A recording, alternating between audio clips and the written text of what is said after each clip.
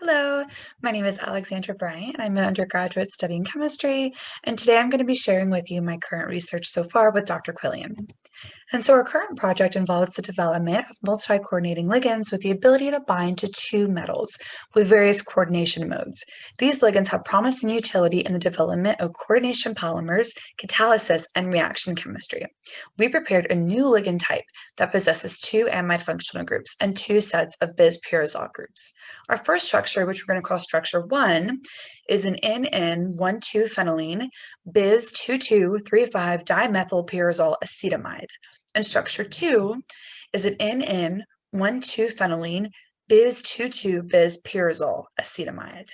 A third structure that we made is called 2-di-1H-pyrazole methyl 1H-benzodiimidazole.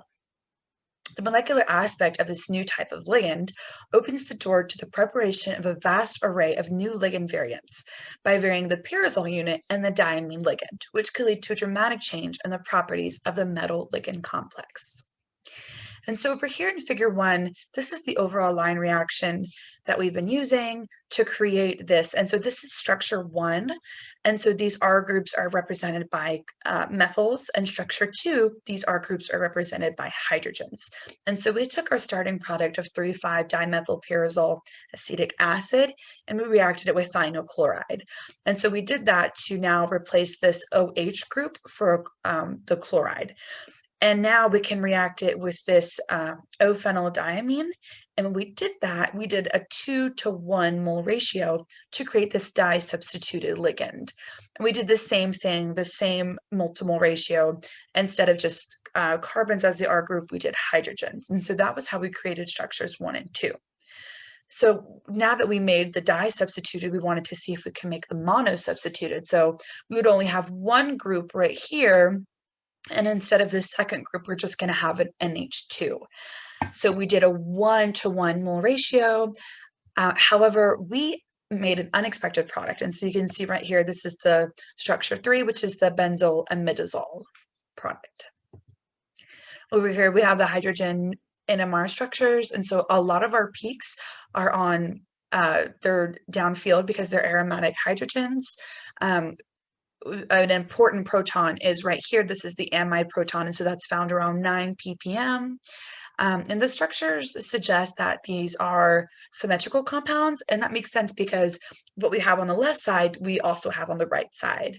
But looking at the third structure may not look symmetrical at first because of this proton. However, this proton is exchanging with this other nitrogen and with the solvent. And so the NMR was not able to detect the presence of this hydrogen, which is why it appeared symmetrical. These are the IR spectra, and so they all have the weak NH peaks, stretches right here. And over here we have the carbonyl stretches, and they're slightly different. And the reason being, only one side is engaging in hydrogen bonding, and we can see that with the X-ray structure in the next slide. Both of these have the carbonyl stretches around this area, except this third group, which is missing that strong carbonyl stretch. And that makes sense because there is no C double bonded to an oxygen in this structure. And so here are the X-ray structures. And the red circles, those are oxygens. The purples are nitrogens. And this light blue line right here that represents hydrogen bonding. And so we only see one light blue line for the 3,5-dimethyl structure. Whereas this one, where instead of the methyls as R groups, we have hydrogens, we have a whole network of hydrogen bonding with other molecules of itself. And so that makes an intermolecular hydrogen bond, whereas over here we have intra, because it's just within itself, whereas the second one is with others. And so this made a linear corkscrew network. And this third structure right here, this actually did a pi stacking network. It's really interesting. You can see that there is the hydrogen engaging in hydrogen bonding, but we couldn't see that in the NMR instrument. And so future plans are, instead of doing methyls and hydrogens for an R group, we can swap those out for maybe an isopropyl.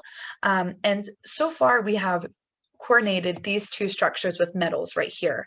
We just haven't gotten those X-ray structures yet, but we hope to do so soon. And so future plans involve changing the groups ever so slightly, coordinating it with metals, and then testing the reactivity of it.